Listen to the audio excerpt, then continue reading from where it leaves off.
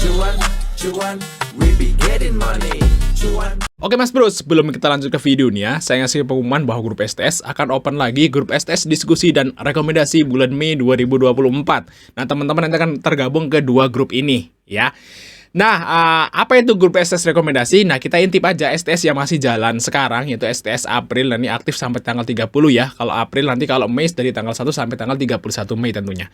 Nah, di sini ada STS diskusi. Nah, STS diskusi adalah isinya diskusi-diskusi tentang saham, tanya-tanya jawab, dan share-share ilmu lah di sini. Nah, untuk rekomendasi tentu aja di sini isinya kita rekomendasi. Jadi ada swing dan ODT. Nah, hari ini kita cuma di Hatam, Maya, BRPT, Humi, DKFT, Fire, PTBA, Cegas, SBM, dan lain-lain, teman-teman. Nah, seperti ini ya bentuk rekomnya. Nah, ini teman-teman juga akan dapat rekomendasi swing juga kalau marketnya mendukung. Kalau sekarang lagi nggak mendukung, teman-teman ya untuk nge-swing. Jadi kita mainnya di saham-saham yang semi-semi gorengan aja. Seperti itu guys. Nah, bagi teman-teman yang gabung STS rekomendasi Mei, teman-teman akan dapat bonus namanya itu screener saham murah. Nah, ada 37 saham murah yang akan diupdate setiap kuartal. Nah, teman-teman tinggal klik aja, tinggal pencet aja, nanti akan muncul saham-saham yang murah di bursa kita. Dan ini akan update setiap kuartal, teman-teman. Nanti rumusnya teman-teman akan dapat dan dikasih di bagi teman-teman yang gabung STS rekomendasi Mei. Oke, kita lanjut ke video. 19 Bro, yang mulai dari Fajar Daily, dan kali ini kita bahas rekomendasi saham buat besok. Nah, tapi besok kemungkinan IHSG masih merah lagi, guys. Jadi karena memang rupiah juga belum kunjung menguat, terus konflik Timur Tengah juga masih panas, jadinya ya mungkin masih merah lagi, tapi ya namanya kita berharap dan berdoa ya semoga besok hijau gitu ya. Tapi ya menurut analisa ya mungkin masih merah. Jadi bagi teman-teman yang istilahnya itu masih pegang duit cash, itu ya alangkah baiknya gitu ya, simpen dulu lah cashnya. Atau kalau misalnya teman-teman takut nih terjadi perang dunia, nah kalau misalnya takut terjadi perang dunia, apa sih yang paling aman? Ya simpennya emas, seperti itu guys. Oke, terus gimana nih ya planning buat bagi teman-teman yang udah terlanjur punya saham. Nah, kalau teman-teman punya saham yang fundamentalnya bagus dan kuat, apalagi dia bagi dividen, ya udah hold aja gitu ya. Sabarin aja sampai dividen tahun depan gitu kan.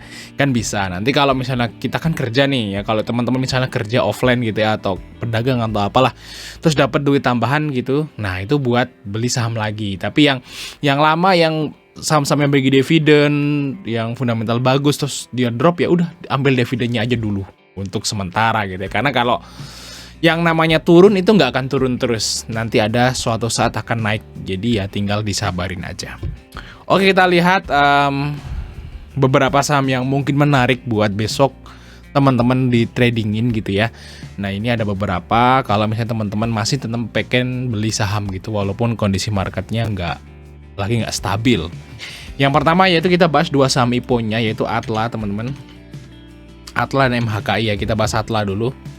Nah, Atla ini sempat naik tadi, jadi kemarin kita sempat rekom Atla ya. Nah, ini udah profit sebenarnya dari sekitaran 260 sampai 280-an atau 290 nih hampir. Jadi udah profit lumayan lah, dapat 5%. Tapi endingnya merah ya, karena memang marketnya tuh drop banget kemarin.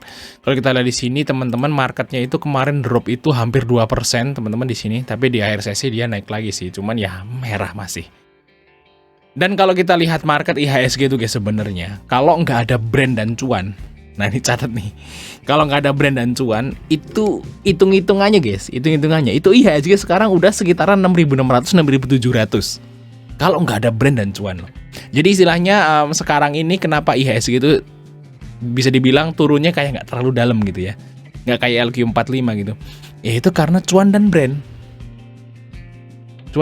Jadi IHSG itu ditopang cuan brand aja. Yang lain sebenarnya merah-merah semua. Saham-saham fundamental bagus rata-rata lagi drop. Jadi sebenarnya IHSG itu lagi diskon sih sekarang sebenarnya. Kayak gitu guys ya. Nah, kita lihat di sini untuk si saham Atla. Nah, Atla di sini merah ya guys ya. Kita lihat Atla. Atla itu sebenarnya UE-nya masih naik, masih masuk. Oh udah sell guys UE-nya guys ya. UE-nya si Atla itu SH ya, kita lihat di sini Atla. Kemarin sih masuk, kemarin berarti jualan guys. Nah, ini Arta, ini SH ya. Nah, di tanggal 1 dari tanggal 1 bulan 4 ini udah keluar si SH guys di 183 sebenarnya. Kita lihat dari kemarin Jumat. Nah, kalau kemarin Jumat SH-nya masuk. Jadi kalau kita analisa si Atla guys, ini dia SH-nya jualannya kapan nih? Sebentar ya tadi ya. Urutin SH. SH udah jualan tanggal 17. Di sini guys. Jadi UE-nya itu sebenarnya udah distribusi di tanggal 17. Nih lihat nih tuh. Gitu. Tapi sahamnya masih naik ya. Nah, terus naik ini masih bisa arah di sini UE-nya distribusi tapi di sini masih naik. Nah, ternyata turun lagi di tanggal 22. Tapi uniknya teman-teman, di tanggal 19 hari Jumat kemarin SH-nya masuk lagi. Nah, kayaknya sih yang seperti ini masih menarik ya karena UE-nya keluar masuk. Kalau misalnya kayak Maxi, kalau Maxi itu UE-nya XA ya kalau nggak salah ya. Nah, di situ UE-nya itu keluar, ya udah keluar aja gitu, nggak masuk lagi. Tapi kalau si Atla ini dia ikut IPO, UE-nya dapat IPO kan. Terus dia jualan di hari kedua. Tapi hari keempat dia masuk lagi saat merah. Nah, ini berarti bagus lah, UE-nya keluar masuk itu berarti bagus, volatil namanya. Nah, berarti kita bisa nepeng lah buat cuan di saham Atla kalau seperti ini bentukannya seperti teman-teman. Nah, bagi teman yang ikut Atla nih bisa ambil di 222, 224 gitu ya. Untuk TP-nya maybe kalau sampai ke 240 ya jual dulu. Nah, takutnya sih besok merah lagi guys. Habis naik, ini kalau feeling saya nih guys ya, besok naik, terus endingnya merah. Nah, nanti kalau selama SH masih masuk, gitu ya, keluar masuk ya kita bisa trading terus lah di saham Atla.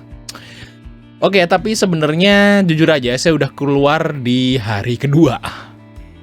Karena di hari kedua ini sempat kebongkar ya kalau nggak salah sih. Hari kedua ini sempat kebongkar, arahnya itu kebongkar kalau nggak salah seperti itu. Makanya punya saya kejual. Jadi saya udah nggak punya Atla guys. Nah, baru trading kemarin aja gitu ya di sini di hari Jumat. Tapi untuk IPO-nya saya udah kejual di sini. Oke, kita lanjut saham yang kedua yaitu saham dari MHKI teman-teman ya. MHKI di sini malah hijau terus. Yang sebenarnya MHKI ini pada takut ambil karena katanya UE-nya XA kan terkenal jelek ya. Tapi sekarang malah bagus gitu ya saat para retail pada nggak berani ambil malah dibuat seperti ini gitu ya. Mungkin selama ini keberatan retail mungkin ya menyebabkan ya saham-saham besutan XA ini jelek gitu ya. Nah, di sini kalau kita lihat di MHKI, XA-nya masih masuk. Nggak jualan. Tapi kalau kita lihat dari awal IPO, dia XA-nya masih masuk, guys. Hitungannya masih net buy. Jadi masih menarik lah. UE-nya belum jual dan dia malah masih net buy. Biasanya kalau UE-nya mau jualan ya naikin dulu lah, baru turunin kan seperti itu. Jadi kemungkinan besok masih bisa naik untuk MHKI ya, targetnya mungkin ke 450, 430, 450 lah untuk MHKI. Nanti kalau misalnya dia besok masih hijau lagi, kemungkinan dia akan ngehit ke 500 ya untuk si MHKI. Jadi menarik untuk dimasukin lagi. Oke, semoga aja nggak UMA gitu guys. Takutnya baru besok hijau lagi, UMA lagi ya, dan kembo gitu ya. Baru mau pesta UMA, habis UMA FCA, aduh mampus aja deh bursa efek. Nah, yang ya seperti itu guys, hal-hal yang seperti itu yang buat kita itu jadi agak malas gitu. Semoga aja nggak buru-buru UMA lah untuk si MHKI. Kita lanjut saham yang berikutnya, yaitu saham dari BSML ya. Nah, BSML di sini menarik ya. Kalau BSML tuh sebenarnya dia turun terus naiknya berkali-kali. Kalau naik nih, naik berkali-kali nih, berkali-kali. Dan ini udah mulai naik untuk si BSML. Semoga aja bisa lanjut ya kenaikannya untuk BSML, guys. Nah, kita lihat BSML di sini dari fundamentalnya stabil ya. Di sini malah naik 1M ya. Dari tahun 2022 ke 2023. Sekarang PBV-nya 2 kali ya dengan ROE 13 dan PER-nya 30. Kita lihat di sini untuk BSM. BSM ini perusahaan pelayaran ya. Ya, salah satu yang diuntungkan kalau energi naik seperti itu. Nah, di sini kalau kita lihat juga AVG-nya si top buyer di 155. Nah, target BSML ke 155 lah, terdekat lah untuk si BSML karena ya top bayarnya kan di sini teman-teman. Nah bagi teman ikut BSML bisa ambil di harga 147,148, TP-nya di sekitar 155. Oke, kita lanjut saham yang berikutnya, saham dari JAR guys. Nah JAR ini punyanya Pak Haji Isam yang kemarin beli pesawat teman-teman. Sempat viral teman-teman, ngeliatin nggak beritanya ya, di sini Haji Isam beli pesawat 1,5 triliun. Nah ini yang punya saham JAR. Jadi kalau kita beli iPhone gitu udah bangga banget ya. Wih, beli iPhone, bangga.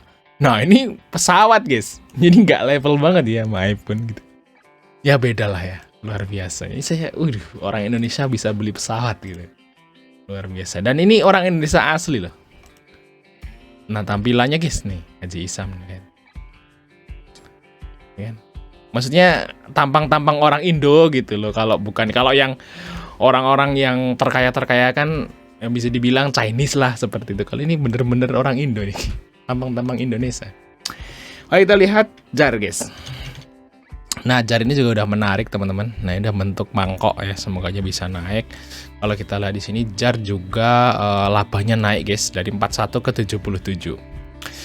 Dan JAR ini memang kayaknya sih yang kalau nggak salah baca itu kelapa sawitnya JAR ini masih muda-muda, jadi kemungkinan kedepannya akan terus naik ya, karena semakin dewasa kelapa sawit buahnya akan semakin banyak dan semakin lebat. Seperti itu guys ya, kalau udah tua baru kan mati reboisasi atau pre-planting gitu ya. Kalau nggak salah sawit itu sampai umur 20 apa 25 gitu ya, 20 sampai 25 tahun, nah itu harus diganti. Nah sawit itu mulai berbuah itu umur 5-6 tahun ya, kalau saya nggak salah gitu ya. Dan mulai masa kejayaan tuh dari 10 sampai 18 tahun. Nah itu adalah masa buah-buah banyak sih kelapa sawit. Dan kalau JAR ini katanya sih masih di bawah 10 tahun untuk buah-buahnya. Jadi kedepannya masih akan panen banyak lah, bahasanya seperti itu. Oke, kita lihat di sini untuk JAR. Kita lihat JAR. Nah, di sini ada PD nih, rata-rata AVG-nya di berapa nih? 315, nama ada di akumulasi lah. Nah, bagi teman-teman ikut JAR bisa ambil 312, 314, TP-nya maybe di sekitaran 3324 sampai 330. Nah, kita lanjut part 2 teman-teman yang